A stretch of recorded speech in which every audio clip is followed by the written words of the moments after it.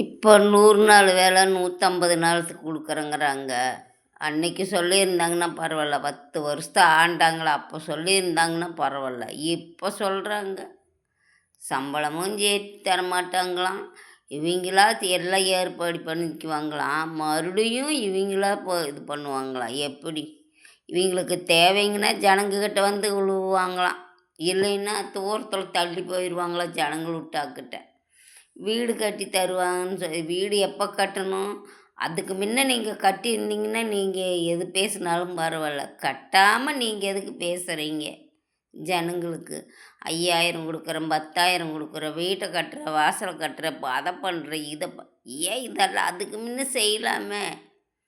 அதுக்கு முன்ன செஞ்சுருக்கலாமே. 10 வருஷம் நீங்களா இருந்தீங்களா? அன்னைக்கு நீங்கள் செஞ்சுருந்தீங்கன்னா, உங்களோட பெரிய ஆள் யாருமே இல்லைன்னு நாங்கள் சொல்லுவோம். சரியா? இன்றைக்கி ஒருத்தர் வந்து ஒவ்வொன்றா செஞ்சு ஒவ்வொன்றா மேலே கொண்டு வர உங்களுக்கு அவங்களுக்கு மேலே அவ்வளோ வைத்தறிச்சல்.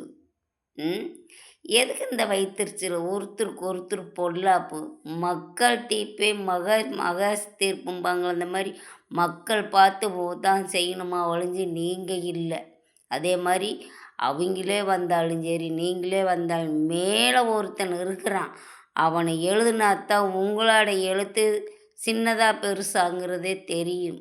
நீங்கள் போடுற கணக்கை பாதி கணக்கு, மேளம் போடுற கணக்கை தான் முழு கணக்கு. அது நீங்கள் நல்லா தெரிஞ்சு வச்சுக்கோங்க. தெரியாமல் எதையும் பேசாதீங்க.